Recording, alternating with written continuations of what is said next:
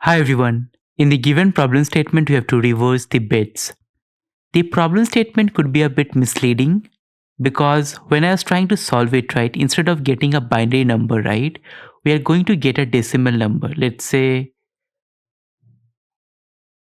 for the time being, let's say 4, right? So the first thing that we are going to do, right, we are going to convert it to binary. We can use our binary function. So it is going to convert it to 4, which is going to give some value like 0b 100. Okay, now I need to remove this 0b, so I can do it by slicing. So I can give it like 2. It is going to give me value of 100. Now it's been written, right? We have to reverse the bits of a 32 bits unsigned integer. So here, right, I have to add 0 multiplied by uh, 32 or something like that. I can use, right, 32 minus the current length, which would be 3, plus the array of 100. So it is going to give me values like something like till 32, and the last value would be 100. Once I've got this value, right, I have to reverse it up. So the value would be, after reversing, value would be 001, and it will going to go till some value. Once we have done that, right, I need to calculate the value. So as we know, right, to get the binary implementation, it would be like 0 multiplied by 2 to the power 0 plus 0 multiplied by 2 to the power 1. Similarly, it is going to go till some value like 1 into 2 to the power 29, I guess.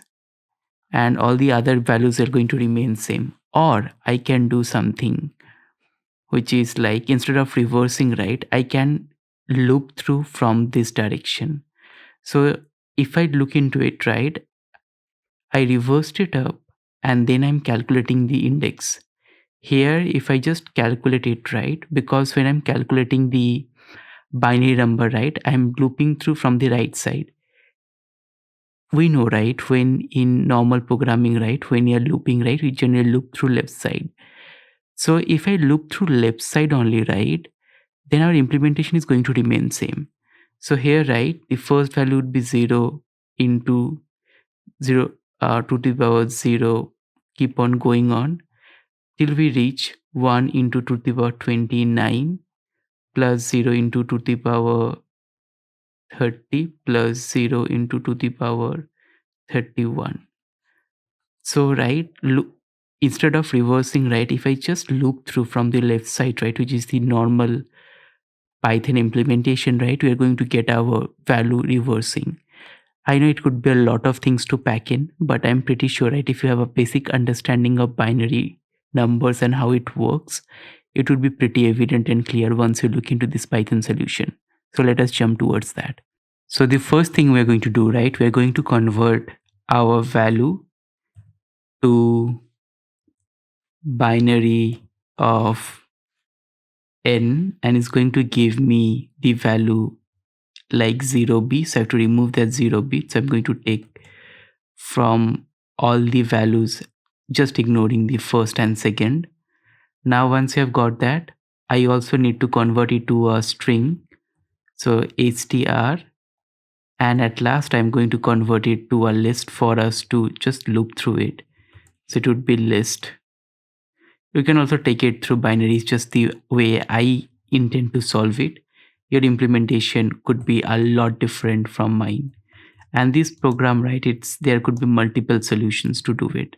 So I'm going to take the length, and because it's an unsigned 32 bits integer, right, so the number that we're going to form, right, is going to contain at least 32 characters.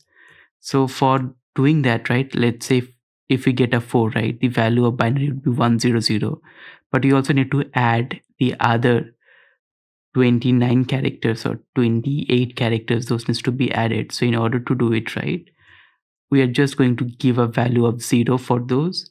It would be 32 minus length of n plus our current value. And now let us take the result, which is going to be 0. And for I in range 0 to 32, res plus equal to integer, because value is given in string, I multiplied by 2 to the power I. And at last we're going to return our result. Let me run the code.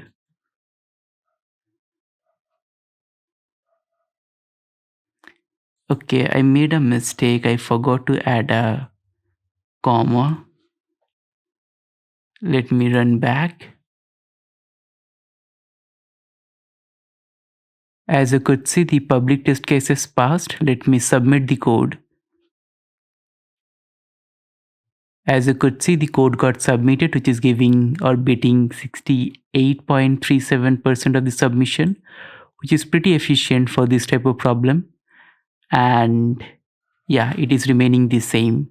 Yeah, it can be a little bit tweaked to make it closer to 90 or 100%, but I would say it's a pretty efficient solution. That's all for this video. See you in the next one.